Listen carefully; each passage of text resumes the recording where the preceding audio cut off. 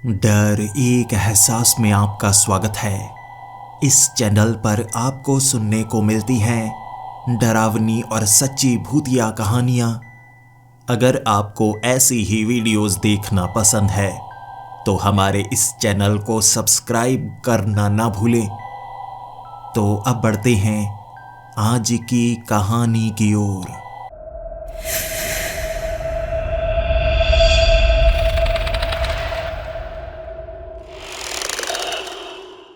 सोल्स्टन, वो शहर जहां पर मेरा बचपन गुजरा था। दोबारा मैं इसी शहर में वापस आ चुका था।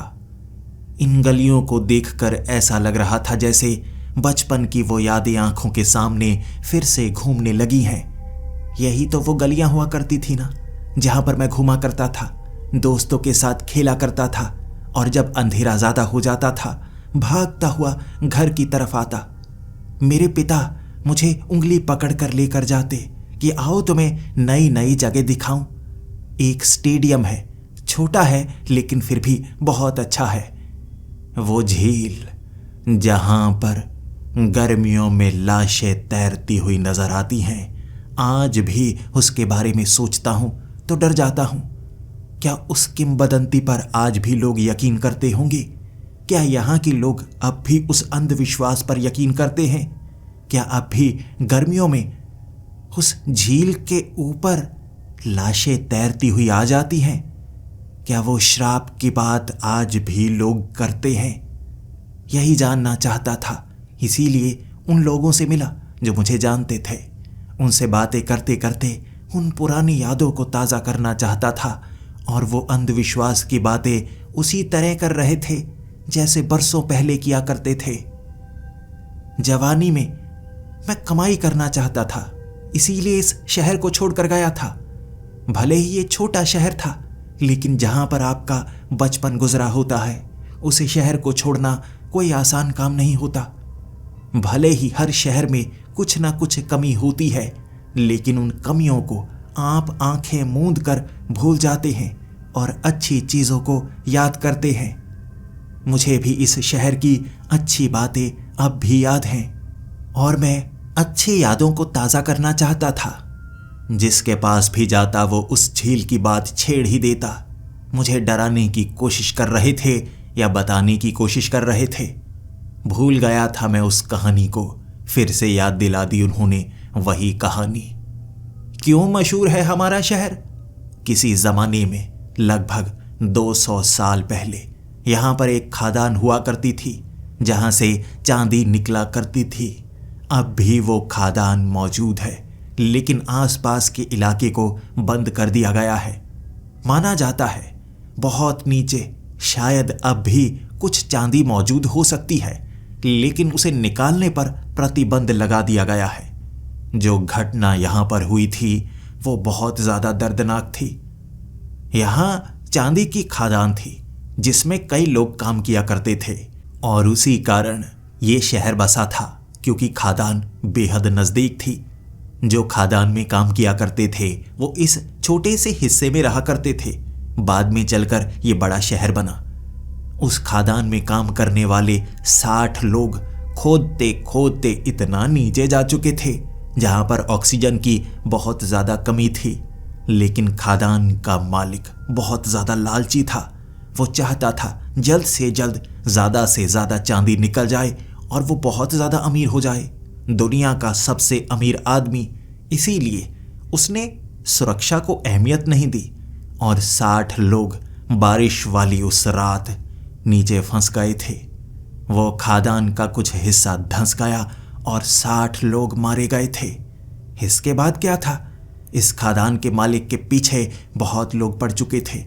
वो चाहते थे कम से कम लाशों को बाहर निकाला तो जा सके, लेकिन खादान के मालिक को पता था लाशों को बाहर निकालना एक मुश्किल काम है। उन्हें निकालने में बहुत ज़्यादा कीमत खर्च करनी पड़ेगी। वो लालची था, ऐसा करना नहीं चाहता था, लेकिन लोग उसे भी इस खादान में दफन कर देना चाहते थे। बचने के लिए उसके पास एक ही रास्ता था। यहाँ पास में काले जादू का इस्तेमाल किया जाता था। ऐसे लोग जंगल में रहते थे जो काले जादू से बहुत कुछ ऐसा कर पाते थे जो आम इंसान नहीं कर पाते थे।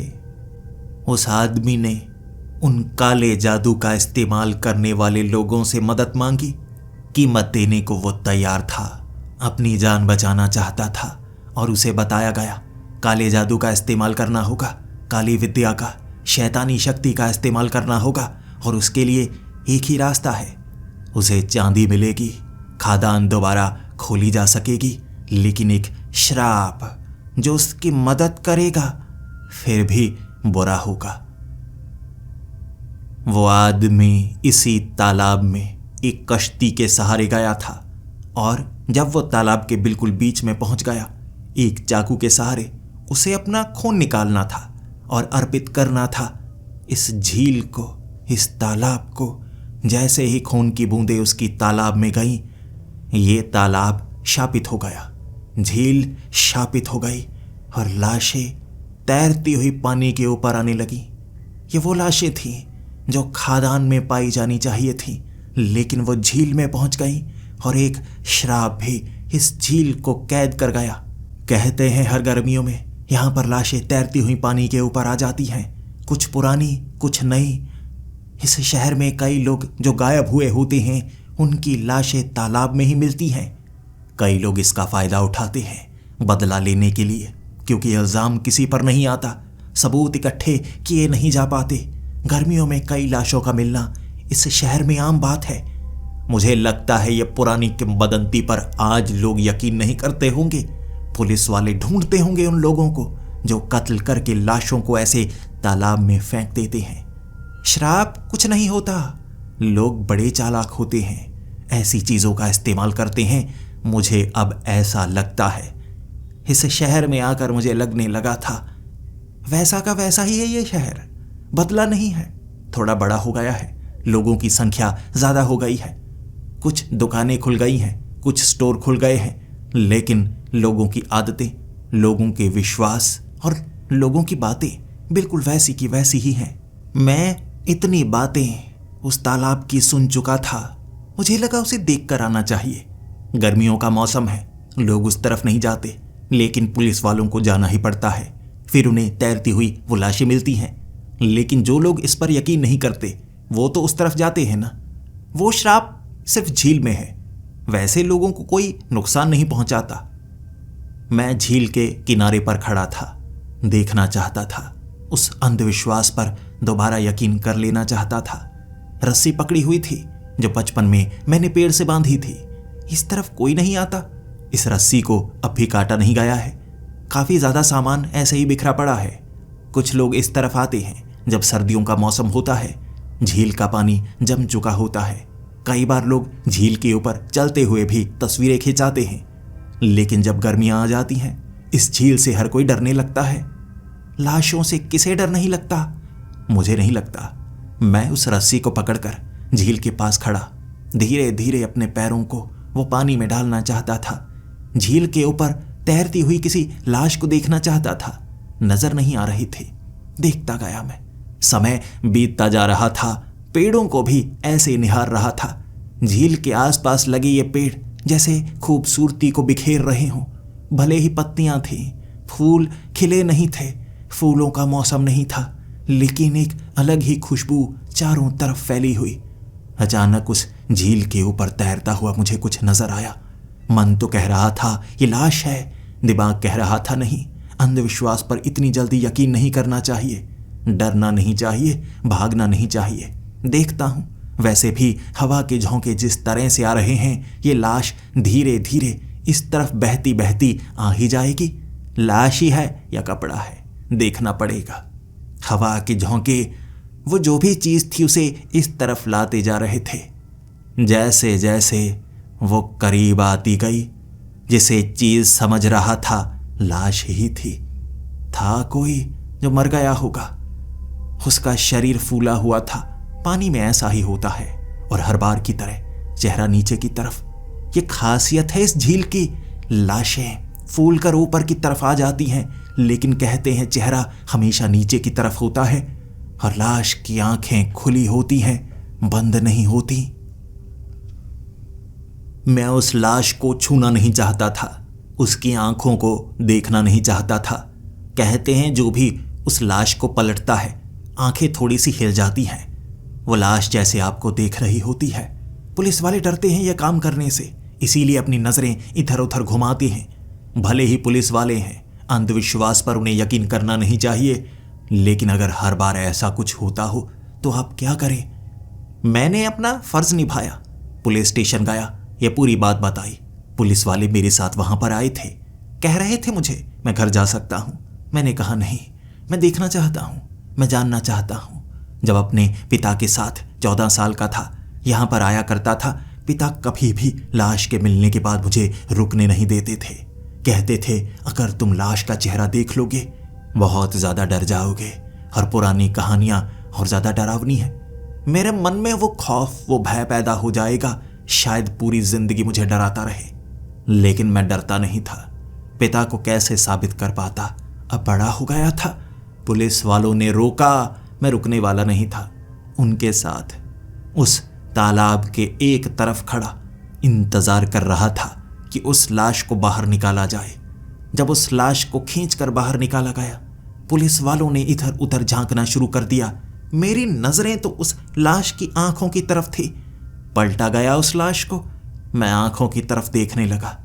हैरानी की बात, कमाल कहूं, चमत्कार कहूं, उसकी आंखें टेढ़ी थीं, जैसे वो लाश मेरी तरफ देख रही हो।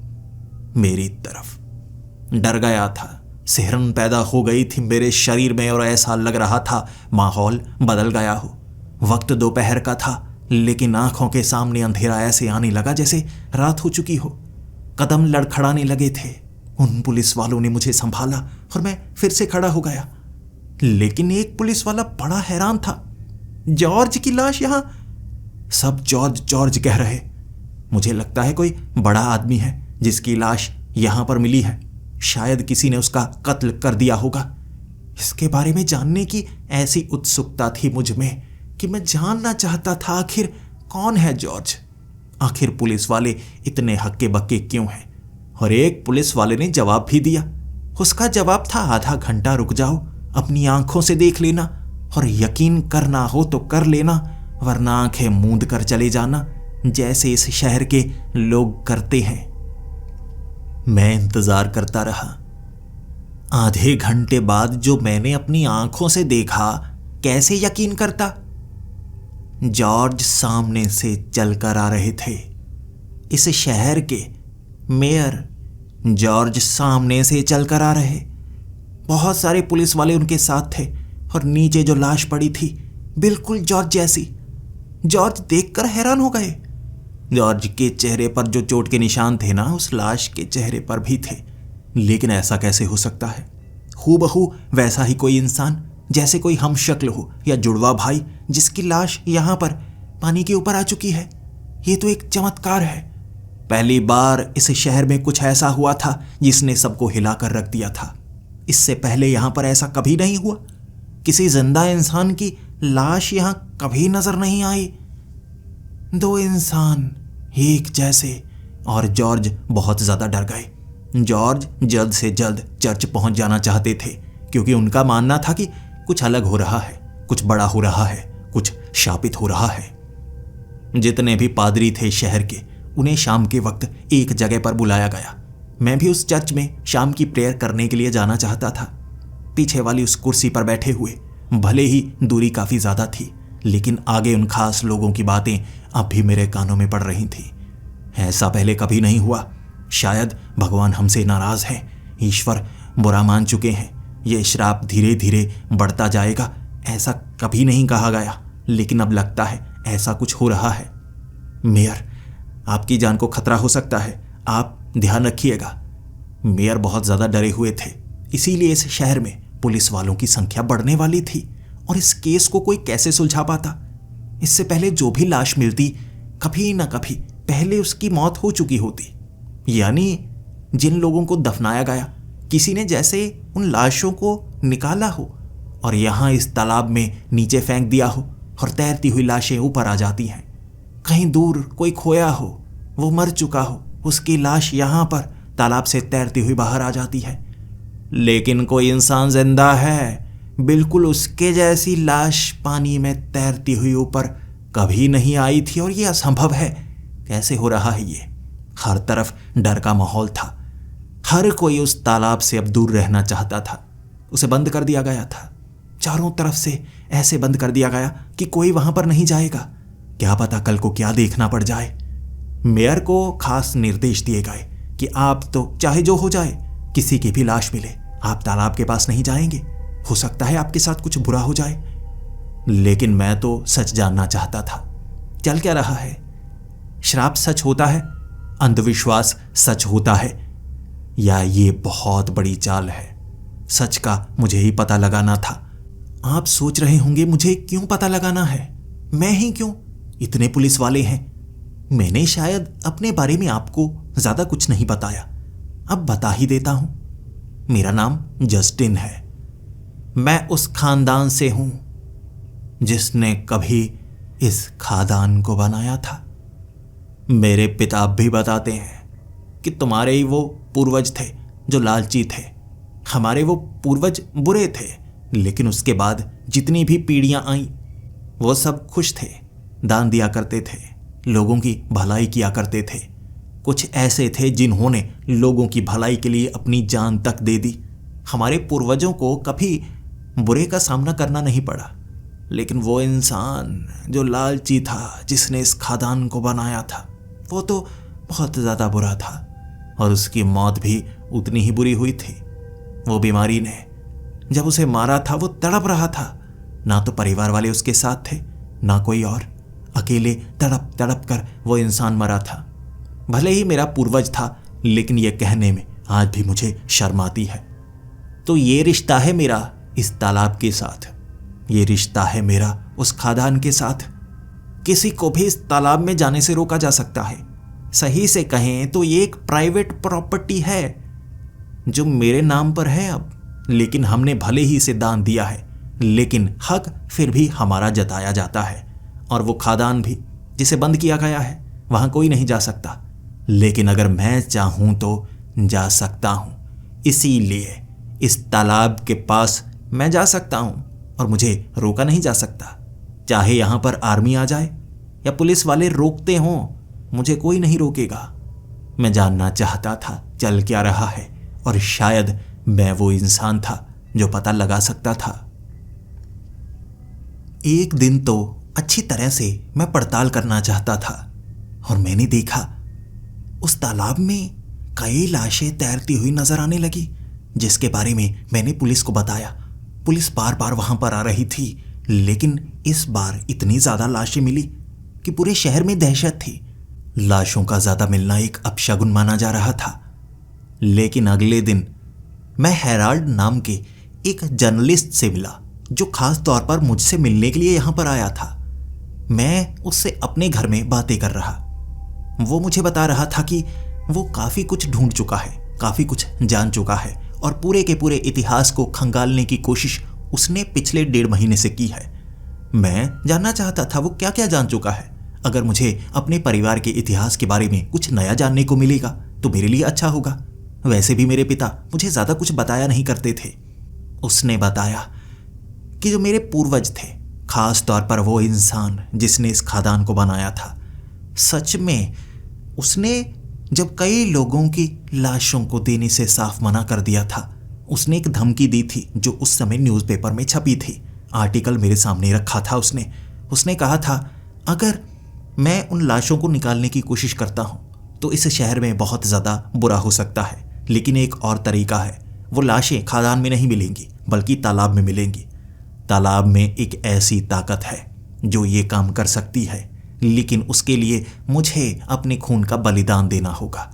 लेकिन अगर मैं गलती करता हूं, पूरा का पूरा शहर बर्बाद हो जाएगा और जब उसके लक्षण दिखने शुरू हो जाएंगे, कोई बचने वाला नहीं। तब उस आर्टिकल के सबसे नीचे एक जर्नलिस्ट ने मेरे उस पूर्वज से यह सवाल पूछा था, आखिर इसका पता कैसे लगेगा कि गलती हो चुकी है। एक आखिरी लाइन थी, लाशें बढ़ती जाएंगी, गलतियां होती जाएंगी, शहर बर्बाद हो जाएगा। उसने मुझे ये दिखाया और फिर वो कहने लगा, आपको पता है पिछले 2 सालों से हर बार लाशें बढ़ती जा रही हैं। पहले पूरी गर्मियों में 10 से 15 लाशें निकला करती थी, अब तो जैसे पिछली बार 30 लाशें निकली, फिर 50 लाशें निकली और अब तक 50 तो हो चुकी हैं, जबकि अभी तो गर्मियों की शुरुआत है और ज़्यादातर की जानकारी आपने ही दी है। मैंने पुलिस वालों से बात भी की है। उसकी बातें सुनकर मैं काफ़ी ज़्यादा हैरान था और वो मुझे सचेत कर रहा था कि आप उस परिवार के सदस्य हैं, आपको उस तालाब के करीब नहीं जाना चाहिए, आपके साथ शायद कुछ बुरा हो सकता है। और वैसे भी यहाँ जितने भी पादरी हैं वो दूर दूर अलग अलग चर्च में जा रहे हैं, यहाँ से बचने के तरीके ढूंढ रहे हैं। इस बार वो इस तालाब के रहस्य को सुलझाना चाहते हैं और कह रहे हैं कि यहाँ तालाब का पानी सुखाने की कोशिश की जाएगी, यहाँ से निकालने की कोशिश की जाएगी और पता लगाया जाएगा तालाब के नीचे ऐसा क्या है जहाँ से लाशें निकल कर आती हैं। कुछ ऐसे इन्वेस्टिगेशन करने वाले ऑफिसर्स ये कहते हैं कि आसपास कहीं ना कहीं से सुरंग बनाई गई है और वो लोग जो गैंगस्टर हैं या गलत काम करते हैं उन लोगों का शिकार कर रहे हैं, जिनकी लाशें इस तालाब में फेंक दी जाती हैं और ऐसे रास्ते से ताकि किसी को पता ना लगे। सबूत को मिटाने के लिए वो ये काम कर रहे हैं। लेकिन मैं उस जर्नलिस्ट को वो बात बताना नहीं चाहता था। यहाँ के मेयर की लाश मिली है, मेयर जिंदा भी हैं और उनकी लाश भी मिल गई। ये बात उसको पता नहीं थी। शायद इस बात का पता लगने के बाद वो और ज़्यादा डर जाता, तो मुझे लगा उसको ये बात बतानी नहीं चाहिए। 1-2 दिनों तक उस तालाब से कई लाशें मिल रही थीं और उनकी संख्या बढ़ रही थी। लेकिन हैरानी वाली बात थी, 2-3 लाशें ऐसी मिली जो लोग जिंदा थे, बिल्कुल उनके जैसे दिखने वालों की लाशें। ऐसा होना कैसे संभव हो सकता है? मान सकते हैं किसी एक का कोई हूबहू होगा जिसकी लाश यहाँ पर मिली है, लेकिन कई लोगों के हूबहू हम शक्ल ये लाशें निकल कैसे रही हैं? इसका जवाब कोई दे नहीं पा रहा था और वो जर्नलिस्ट बार बार मेरे पास आता, क्योंकि जवाब ढूंढने के लिए उसे मेरी ज़रूरत थी। मेरे साथ वो तालाब पर जाता। कई बार हमने कई लाशों को खुद देखा और पुलिस वालों को बताया। अपनी आंखों से इन चीज़ों को देखने के बाद वो भी इन चीज़ों पर यकीन करने लगा था। कई लाशें ऐसी थीं जिनकी आंखें जो निकालता उसकी तरफ चली जाती। 2 बार उस जर्नलिस्ट के साथ ऐसा हुआ तो वो घबराने लगा, डरने लगा और उसके बाद उसने मुझे एक ऐसी बात कही जो कोई भी डरा हुआ इंसान कभी कह ही नहीं सकता। उसने कहा, वो खादान में और कोई नहीं जा सकता, आपके पास परमिशन है क्या हम दोनों वहाँ पर जाएं? वहाँ पर जाकर देखते हैं, कुछ ना कुछ ऐसा ज़रूर मिलेगा जो उस काले जादू से जुड़ा हुआ होगा। शायद इस रहस्य से पर्दा हम उठा पाएं। किसी पुलिस वाले को भी अपने साथ ले ही लेते हैं। मैं उसको कैसे कहता कि इस तालाब के पास आने से मुझे डर लग रहा है, अब उस खादान के अंदर जाने को तुम कह रहे हो। लेकिन जब एक पुलिस वाले को हमने ये बात बताई, वो खुद इस रहस्य को सुलझाना चाहता था। बचपन में मेरा वो दोस्त था, इसी शहर में रहने वाला। वो हमेशा से सोचा करता था, आखिर वो क्या चीज़ है जो यहाँ काम करती है? क्या सच में कोई ताकत इस तालाब के नीचे रहती है? एक काली ताकत जिसे बलि हमेशा चाहिए होती है और वो लोगों को मारकर उनकी लाशों को ऐसे पानी के ऊपर भेज देती है जिसका रहस्य कोई सुलझा नहीं सकता। वो भी तैयार था, वो जर्नलिस्ट भी तैयार था और उन्होंने मुझे भी तैयार कर लिया। हमने समय चुना था सुबह का, क्योंकि मुझे रात को वहाँ जाने से बहुत ज़्यादा डर लगता है। एक बार अपने पिता के साथ मैं वहाँ पर गया था और हमें पानी के ऊपर एक लाश नज़र आई थी। तब से मैं बहुत ज़्यादा डरता हूँ। इस खादान में जाने से भी मुझे बहुत ज़्यादा डर लगता है। भले ही मैं हमेशा से इसे दूर से देखता रहा हूँ, अंदर जाने की हिम्मत कभी नहीं रही। इस बार एक जर्नलिस्ट और एक पुलिस वाला मेरे साथ थे।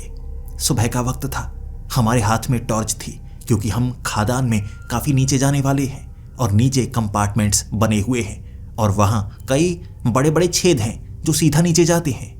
किसी समय में वहाँ पर लिफ्ट हुआ करती थी, अब वो निकाली जा चुकी है और वो छेद भरे जा चुके हैं, लेकिन नीचे शायद कई कमरे मिलेंगे। खादान में काम करने वाले कई लोग अंदर ही रहा करते थे, फिर नीचे चले जाया करते थे। खादान से बाहर वो निकल ही नहीं पाते थे, कई कई दिनों तक, कई कई हफ्तों तक। खादान के आगे लगा वो दरवाज़ा जिस पर लगा था मोटा वाला ताला और चाबी सिर्फ मेरे पास थी। घर में रखा वो चाबियों का गुच्छा जो इस खादान में काम करता है। ये पीतल की बनी हुई चाबियां बड़ी अजीब सी थी। हमेशा घर में इसे देखकर मैं डर जाया करता था। इसे छूने की हिम्मत कभी नहीं की मैंने। आज इसकी जरूरत थी। मेरे हाथ में चाबियों का ये गुच्छा और सामने लगा वो ताला। खोल डाला मैंने। जैसे ही उस दरवाजे को खोलकर हम उस खदान के अंदर जा रहे थे। शुरू में रोशनी थी, इसीलिए सुबह का वक्त चुना था। लेकिन मेरे साथी बड़ी बड़ी टॉर्च साथ में लेकर आए थे और एक टॉर्च मेरे हाथ में भी थमाई थी। कारण यही था, जैसे जैसे खदान के अंदर जाते जाएंगे अंधेरा बढ़ता जाएगा।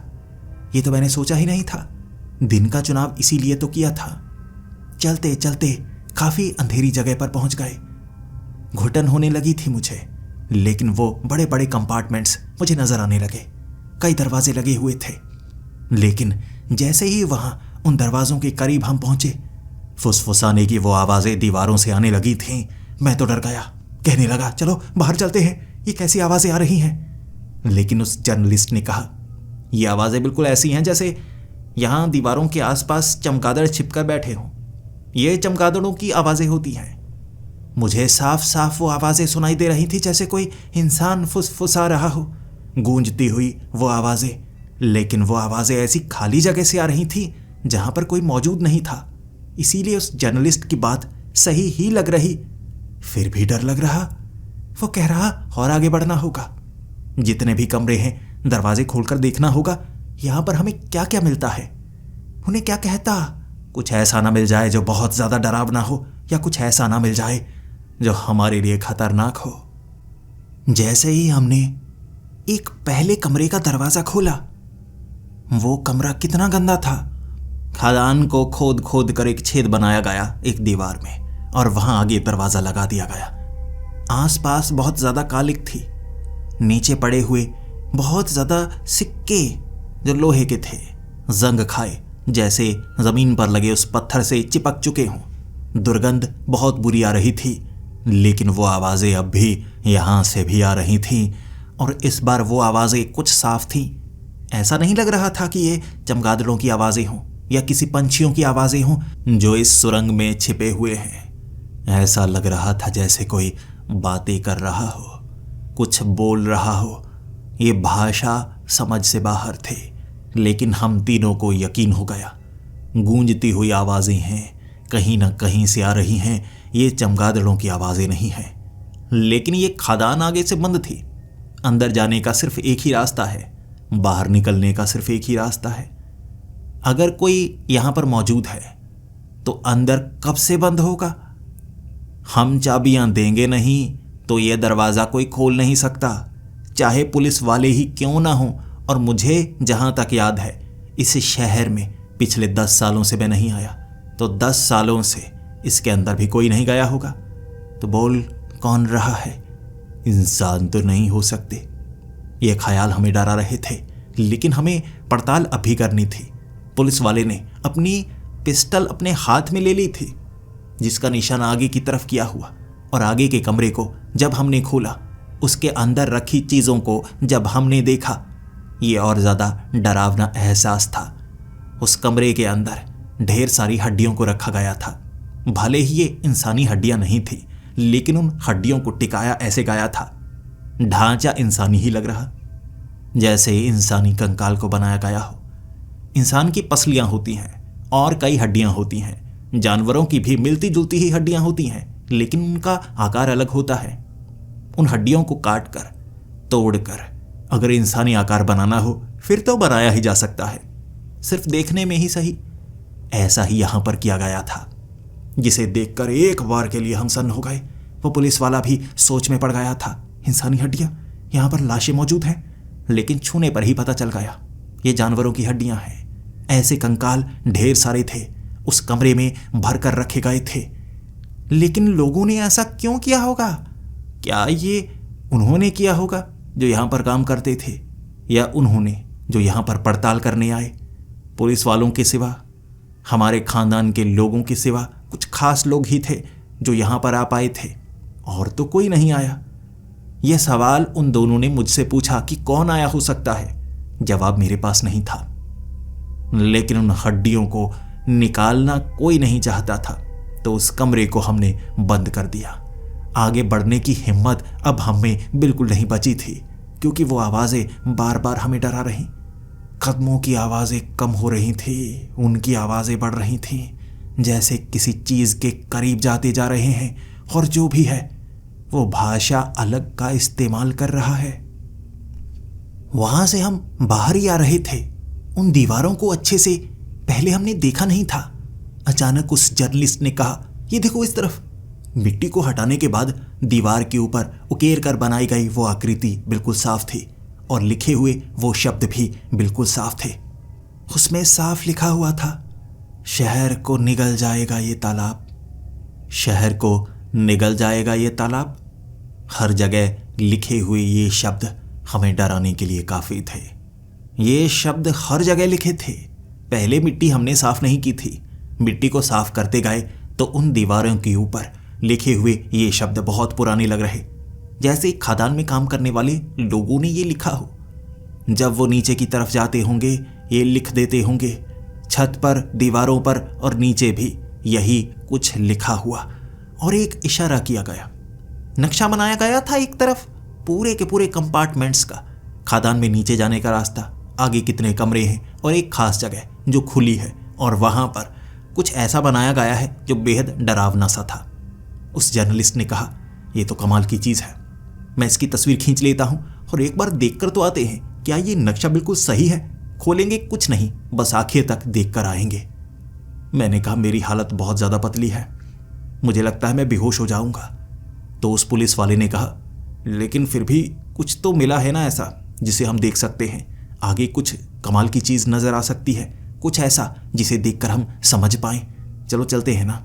मुझे शक है इस जगह का इस्तेमाल गैंगस्टर या इलीगल काम करने वाले कर रहे हैं। नशा तस्कर ऐसी जगह का इस्तेमाल करते हैं छिपने के लिए। बस एक नज़र डालकर आते हैं, हम आवाज़ नहीं करेंगे। चलो आगे की तरफ बढ़ते हैं। हम आगे बढ़ते गए।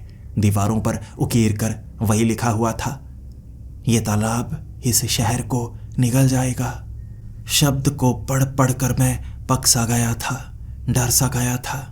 लेकिन जब हम उस जगह पर पहुंचे, उस नक्शे में इस जगह को ऐसा दिखाया गया था जैसे कोई आईना हो, दो तरफ एक जैसी आकृतियां, और कमाल की चीज थी, फर्श ऐसा था जैसे कांच का बना हो। ये पत्थर है या क्या है? हम टॉर्च की रोशनी जब फर्श पर मारते, वो बड़ी सी गुफा का हिस्सा था। खदान के उस हिस्से में बाकी जगह पत्थर लगे हुए और वो भी काले। रोशनी कम होनी चाहिए, लेकिन पूरी जगह जगमगाने लगती। एक तरफ हमने टॉर्च को रख दिया, बस एक ही काफी थी। ऐसे ही जगमगा रही थी वो खदान जैसे यहां पर ढेर सारी लाइट लगी हो। तभी उस जर्नलिस्ट ने कहा, ये देखो ये देखो। वो फर्श पर खड़ा हो गया, जबकि हम उसे कह रहे थे ये सूखा हुआ पानी हो सकता है नीचे झील का हिस्सा हो और ऊपर बर्फ जमी हो।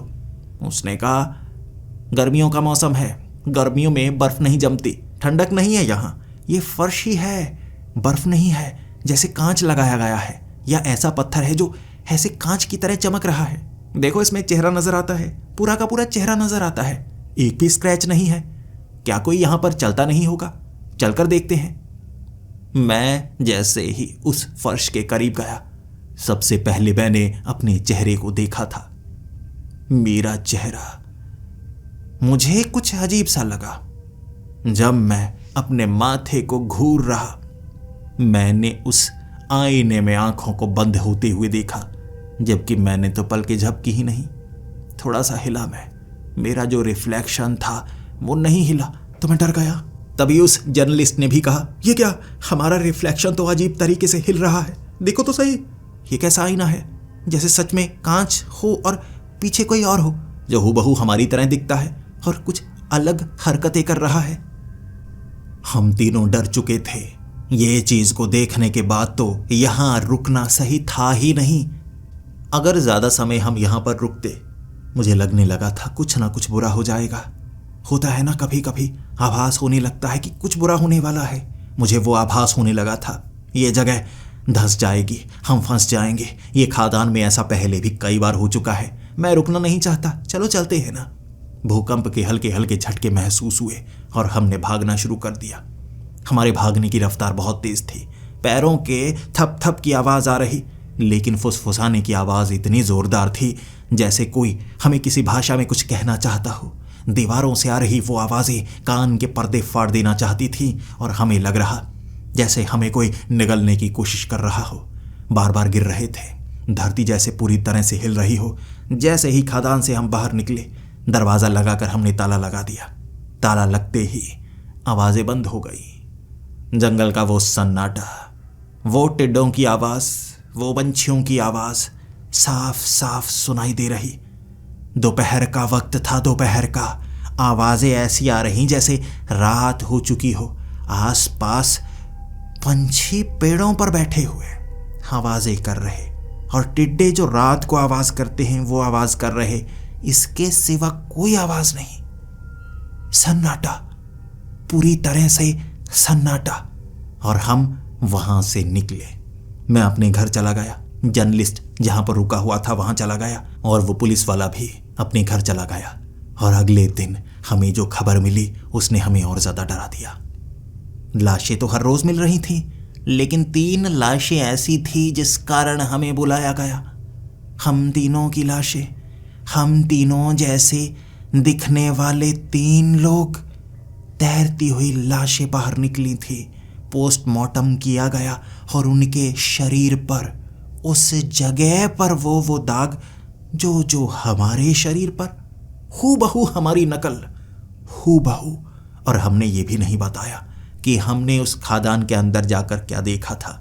शायद ये चीज़ पूरे के पूरे शहर को डरा सकती थी, और हम किसी को डराना नहीं चाहते थे। हमने राज बना कर रखा, लेकिन हम तीनों मेरे घर पर रात के वक्त इकट्ठा हुए और सोचने पर मजबूर हो गए कि ये क्या चल रहा है। अगर भविष्यवाणियों पर यकीन करें तो वो तालाब इस शहर को निगल सकता है। हमें क्या करना चाहिए? इस शहर को छोड़ देना चाहिए।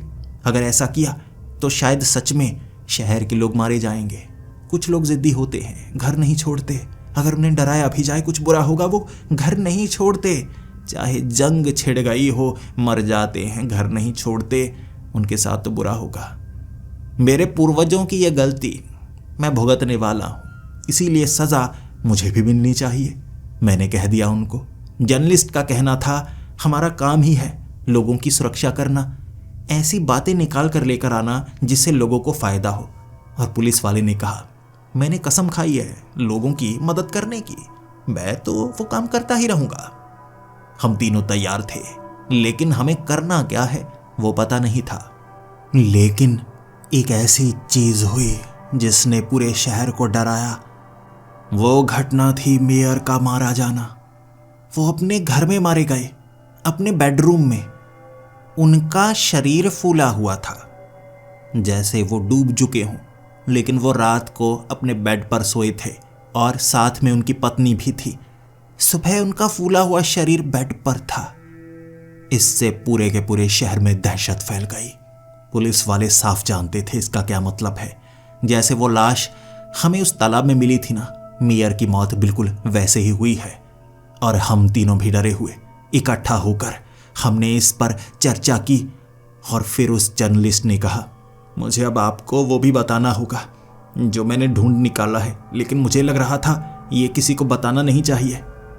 मैंने उस जर्नलिस्ट से पूछा आखिर वो ऐसा क्या जानता है इस शहर के बारे में जो मुझे नहीं पता।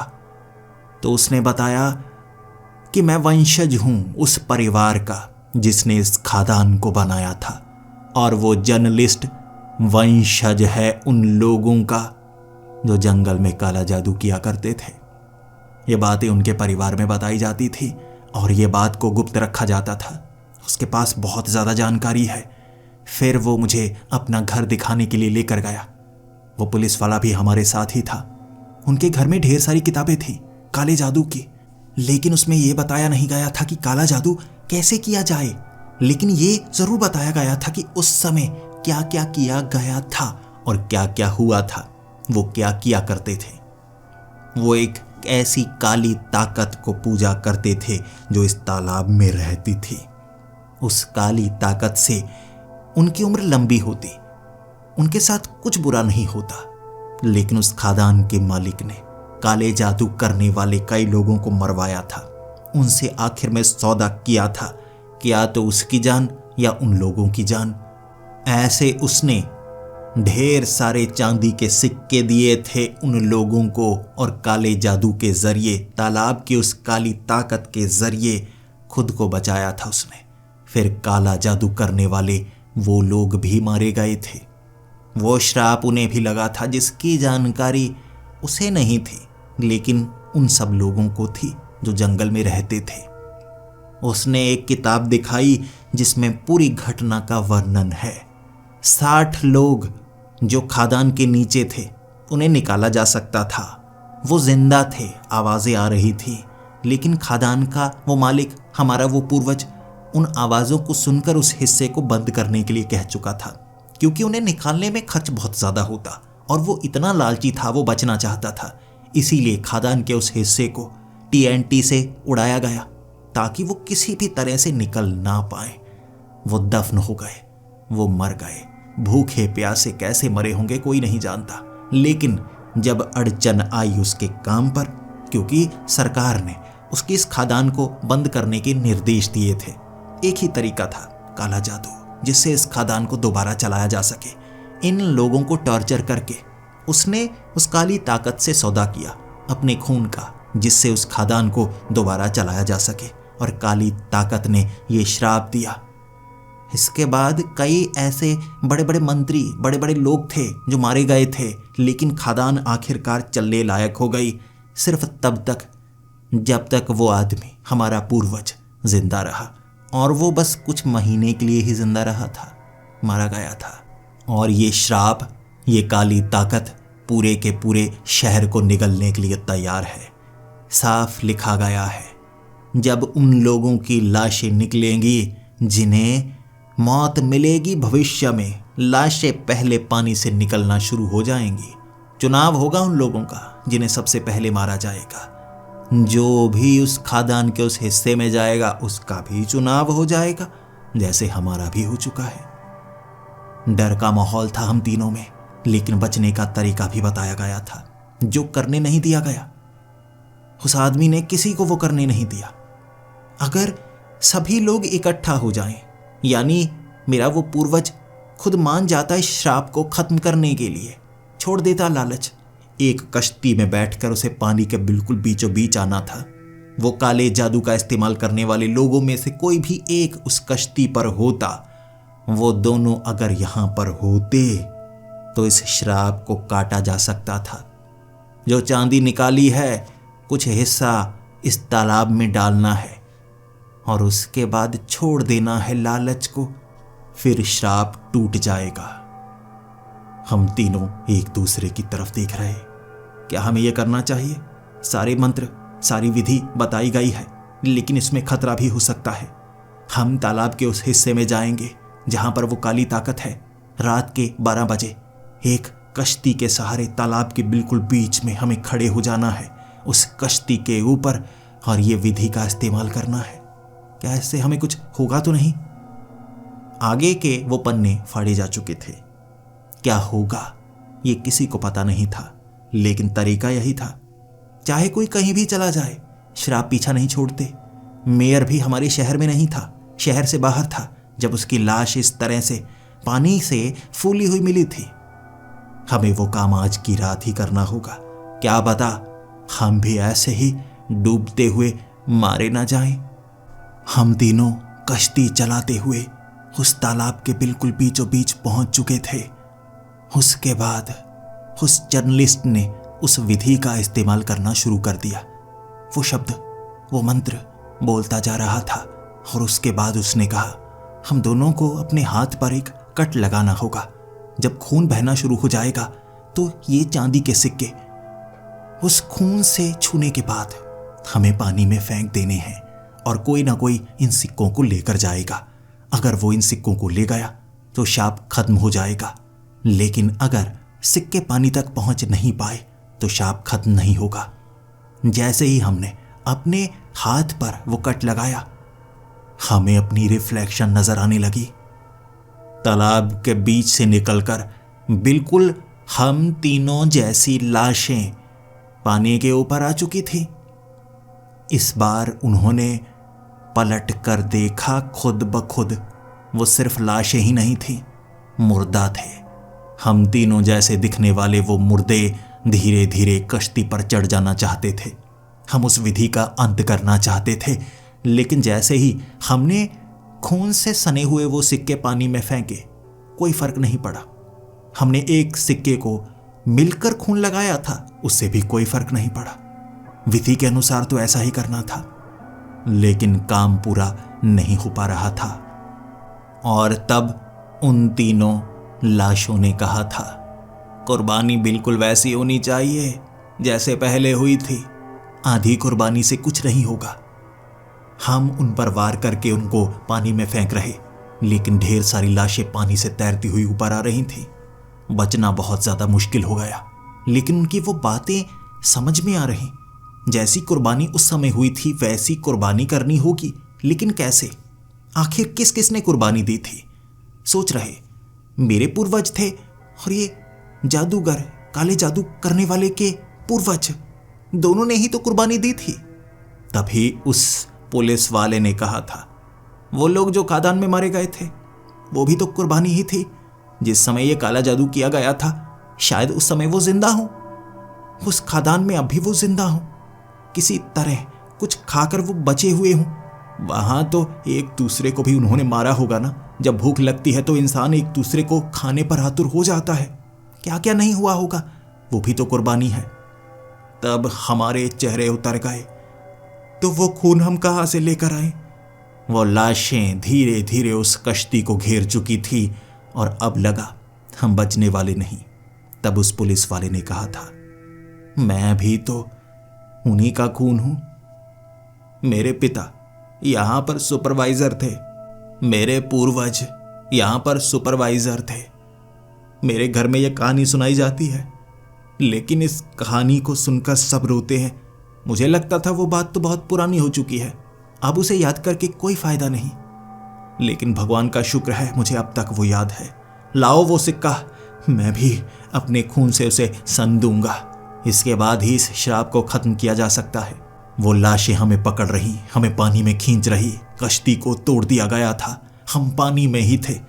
लेकिन उस पुलिस वाले ने अपने दांतों से अपनी उंगली को काटा, जिससे उसके हाथ से खून निकलने लगा।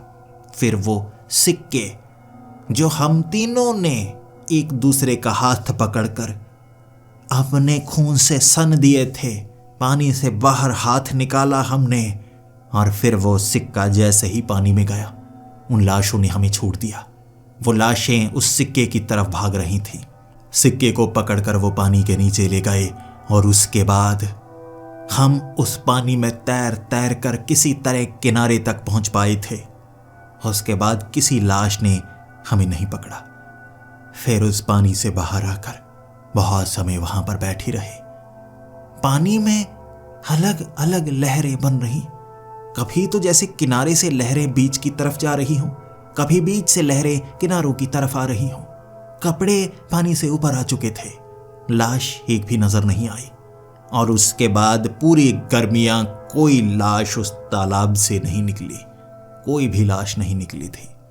शायद श्राप खत्म हो गया था और आखिरकार मुक्ति मिली इस शहर को एक ऐसे श्राप से जो शायद इस शहर को निगल जाता।